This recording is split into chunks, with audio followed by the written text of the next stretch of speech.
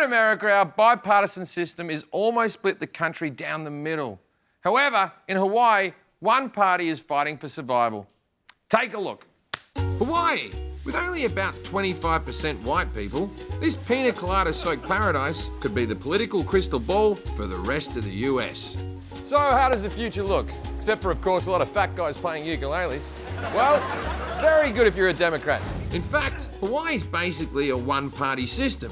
At the state level, Democrats outnumber Republicans 76-5. At the federal level, it's all Democrats. Plus a Democratic governor. There's even a Democratic former president who was born here. Allegedly. But Hawaii Republicans are resisting. One of their strongest voices is State Representative and Tommy Bahama enthusiast, Bob McDermott. How important is it for you to grow the Republican Party here in Hawaii? It's important. And to do it, Bob's relying on all the Republican Party's old favourites. Gay marriage. When you have same-sex marriage, the homosexuals want this taught to the kids that this is a healthy, wholesome, moral equivalent of male-female reproduction. Planned Parenthood. You know, Margaret Sanger, she started Planned Parenthood to eliminate black kids. Well, I don't know about that. And Bob even has a strategy to help him connect with non-white voters. I'm married to a Samoan. I have a beautiful wife and beautiful multiracial kids, so when I put that mailer out, people look at it and say, well, she must be okay. Seems reasonable to me. I keep a picture of my black friend in my wallet for that very reason. And Bob does the same thing. Prettiest Samoan you ever saw. There we go. Oh, she's beautiful. And she's skinny, too. Got big boobs, too. I have to say, I feel like Hawaii's GOP needs a bit of an update. Luckily, there's a young, moderate voice in Honolulu. Meet State Representative Beth Fukumoto. She joined the Republican Party and rose quickly to a leadership post. What made you become a Republican? Republicans are doing a terrible job with women. They're not reaching out to minorities. They needed diversity. They needed a new voice. So you're very impressive. The Republicans must be really happy to have you. Well, actually, I am a Democrat now. Turns out, Beth was actually drummed out of the Hawaii Republican Party. And the person who led the charge? Bob! What the Bob? After Trump got elected, all these women had us, I don't know what the hell the protest was called, but she went and spoke at it. Yeah, what was that little get-together called?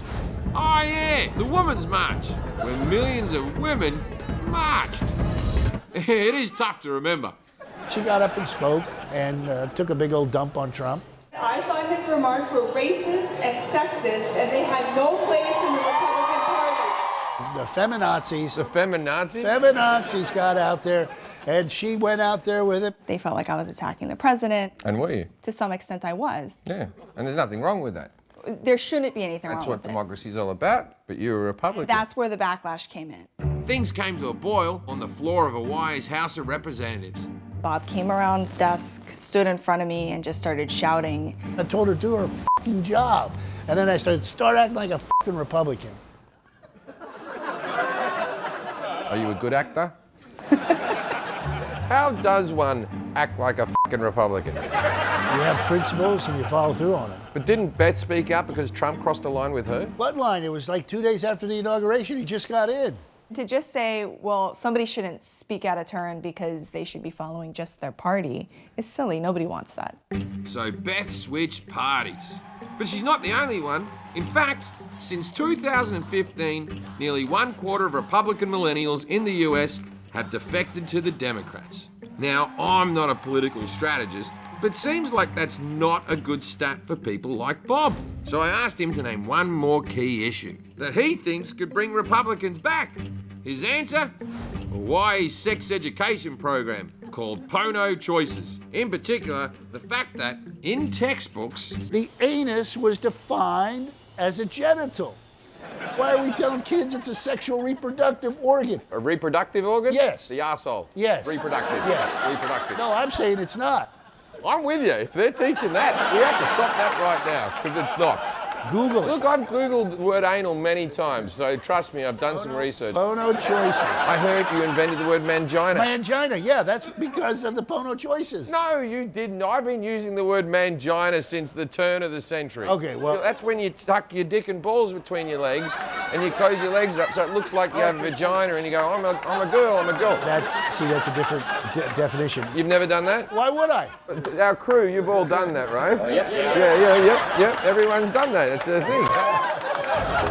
So as the sun set on my time in Hawaii, I started to realise that having two choices is better than one. Sure, people like Bob and Trump say crazy shit. For now, it even gets them elected. But the numbers don't lie. If they keep it up, we'll end up in an ocean of Democrats just like Hawaii. And no matter who you agree with, a one-party system is not what democracy is all about.